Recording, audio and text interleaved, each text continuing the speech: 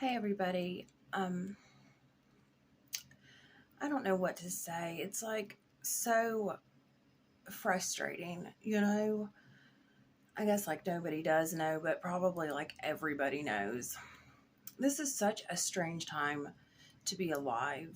And I used to think because like I would like daydream of calamity, and I would like daydream of like a zombie apocalypse type scenario, just with like chaos. That would be like a literal daydream, because like I was miserable and I had like this optimism and almost like this naivete in certain ways that I just still can't seem to shake.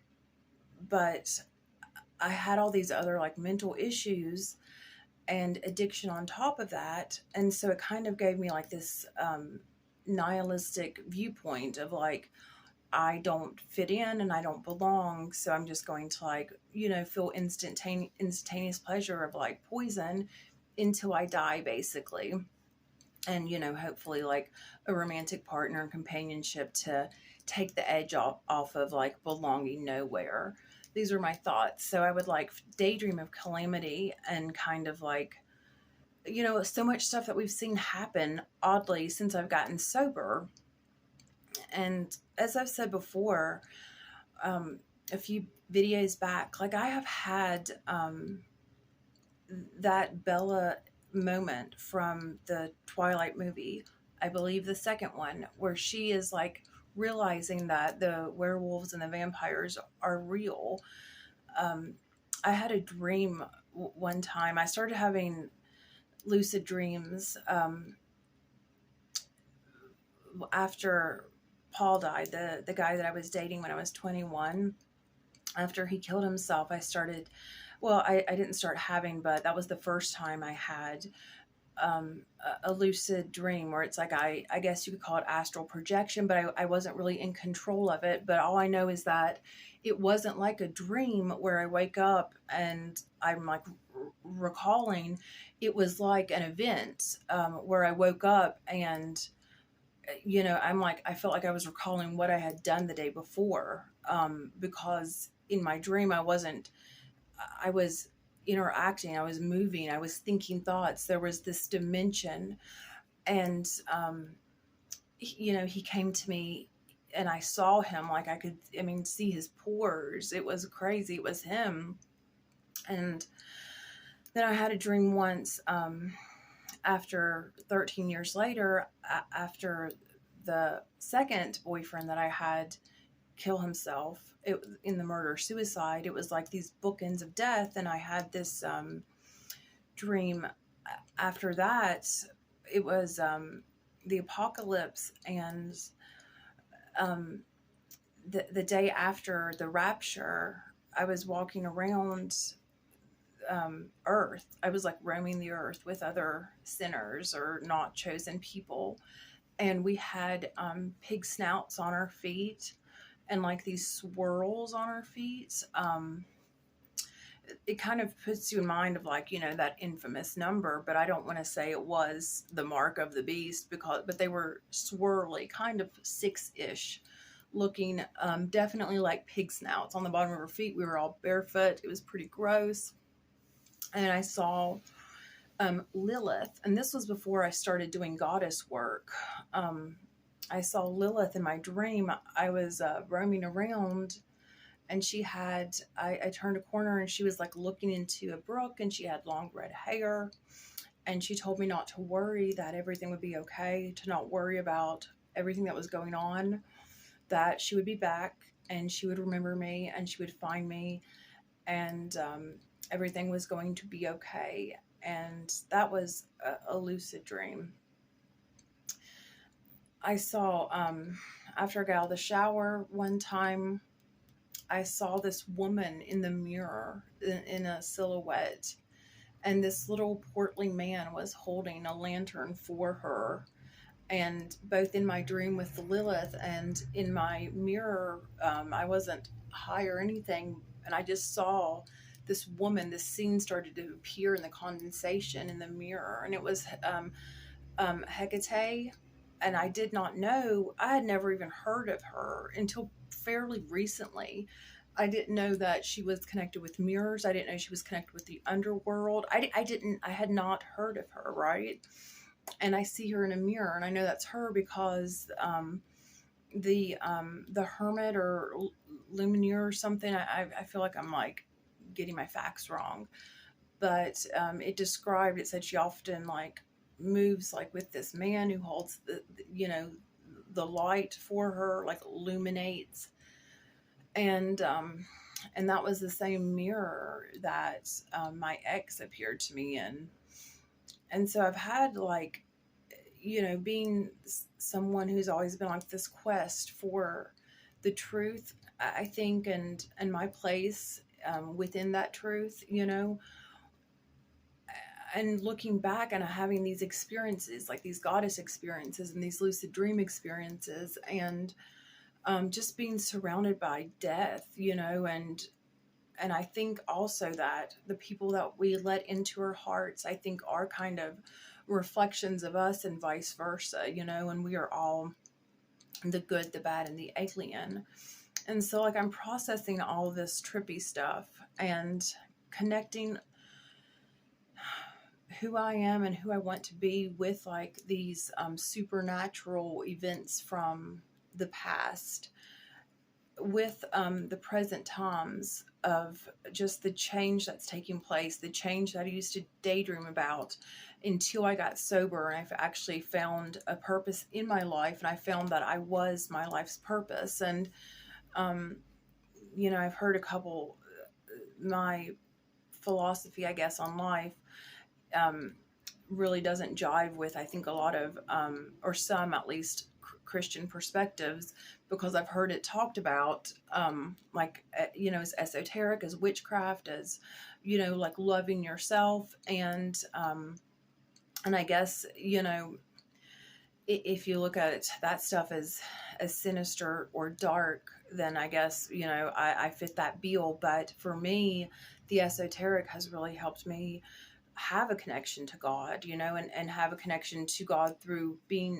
seeing that we are divinity, and we are divine, and we are more, we are the good, the bad, and the alien. So we are primal, and that doesn't make us evil just because we do have that animalistic side and that instant gratification side, and that doesn't make us evil. That makes us human animals. But we also have more the side to us that is more than just the reason we're not monkeys or dogs, because we are something different, and we have this power to create the life that we want, and to really we are creating our life. But if we aren't doing it consciously, then we are going to be someone else's vision of who we should be, and we are going to serve their purpose or its purpose.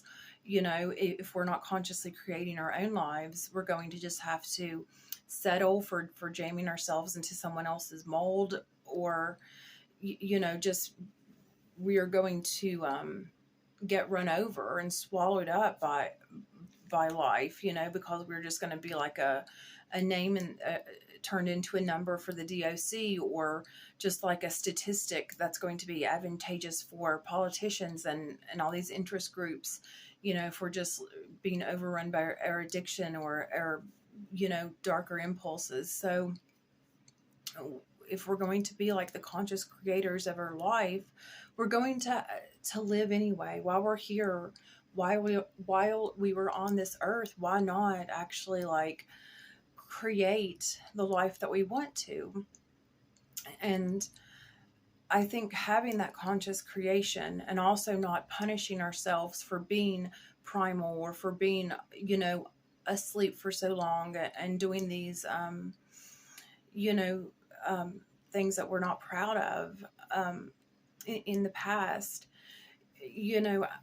I think that makes us divine, having that awareness of our autonomy, of our conscious, creating and being in touch with that alien version of ourselves that is going to be something bigger and a little sliver of something bigger than just this shitstorm that we have been told and fed as the only way, you know, to actually be a part of that change. And that's like the, you know, more than what we have now.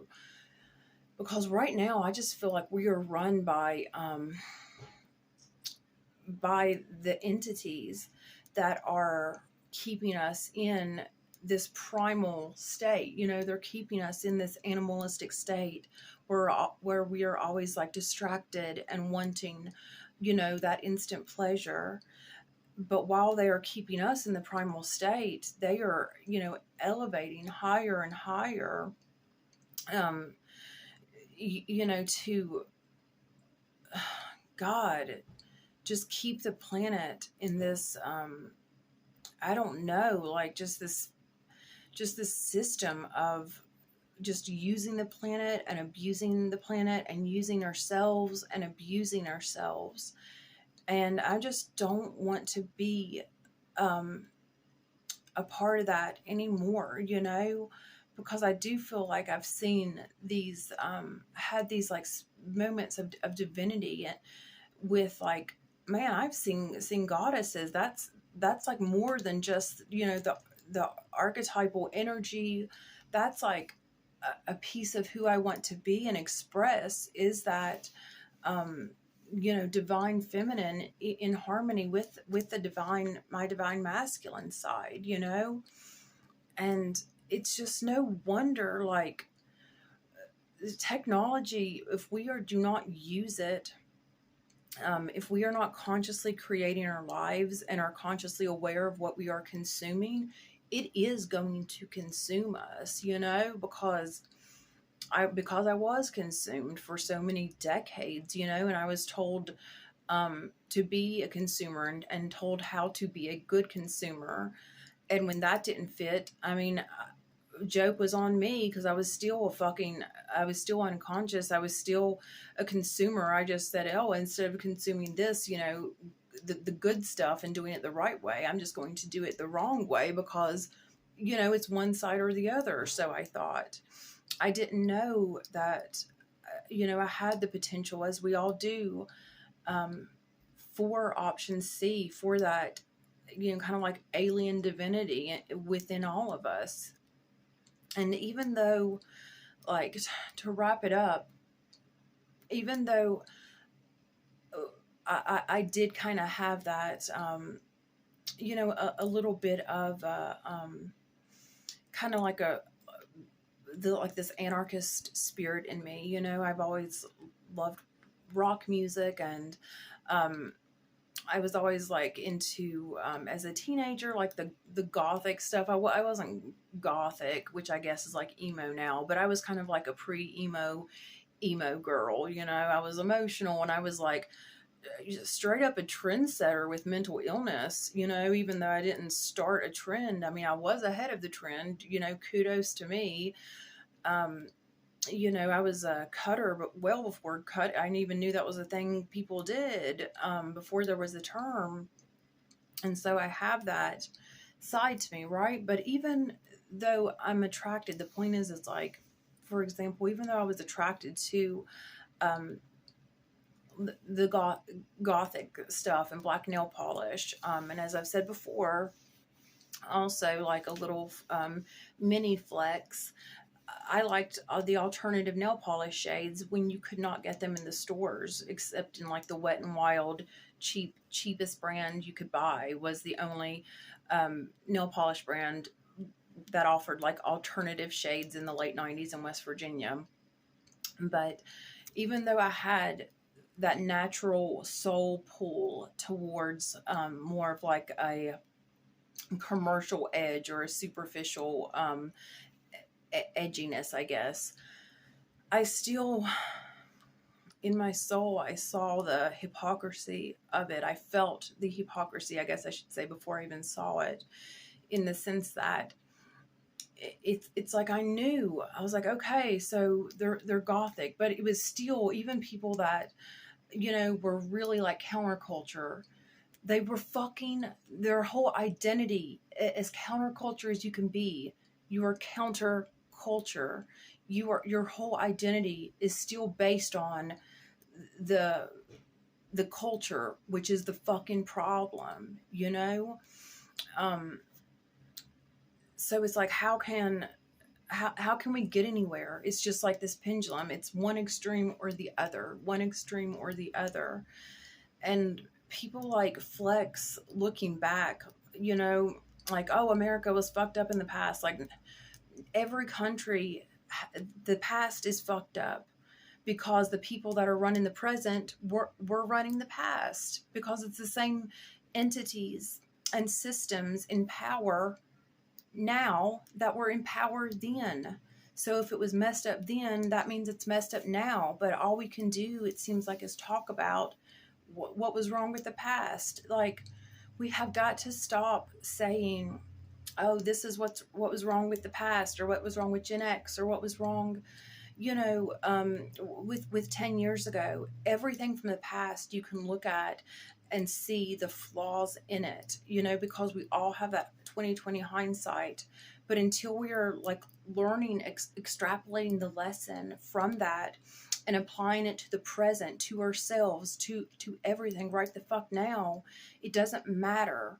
And when we apply it to the present, it's not enough just to say, okay, what was the opposite of that? What was that? Let's do the opposite. Because you have to find that middle ground, that peace, that harmony, that wisdom that comes from your heart and your soul, and do option C, you know? It's just like, God, it's so cringy. It really is. It's like the to just be like, oh, boys had to be macho like in the 90s and Abercrombie and Fitch. I hated that jock shit. I really did. It was corny. It was mean. It felt icky. I hated the preppy look and the Abercrombie and pop. And, you know, I hated that stuff. It was really like, ugh. But at the same time, what is wrong? It's like, oh, boys, you know, had to be macho, and now it's okay to be like feminine or an emotional boy. Like, yeah, absolutely, it is okay. But the point is if you just stop there, and when you say it's okay for boys to feel emotion, what that is going to do is that is going to tell boys who are maybe just not that emotional. Maybe they are just naturally like, in my heart of hearts, I have like a rock and roll soul. What about the boy, the little boy, who in his heart of hearts just wants to play football and be like a rough and tumble little boy? Is that not okay? What about the little girl that in her heart of hearts just wants to be the girliest, you know, little princess she can be? Is that not okay? Of course it is. You know, it's okay to be whatever. It doesn't just have to be the polar opposite of what it was, because that's the problem, back and forth. And it's like the fucking that are at the top of the pendulum profiting off of it every time. You know, and just say, why don't we all just live from the perspective of be who you want to be? Yes, you are enough. No strings attached. Exactly as you are is exactly as you should be. No strings attached to it. You know, if you just go from a place of love who you want to love, be who you want to be, you know, then that encompasses everyone, you know. And anything else, it's just starting to get like really disturbing how easily we have fallen in line with the narrative of oh, if you want to dress in these stereotypical ways, then now it's like you are, you know, it's just like this push, this subtle push, like you are the opposite sex. And it's like, what are we basing it on? Let's go to the core. That's based on stereotypes.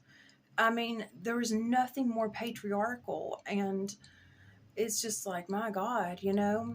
So I'm trying to take option C, and I'm trying to be that well-rounded perspective, so I can be part of like the end of the end times, you know? And so that's where I'm at. Y'all have a good night.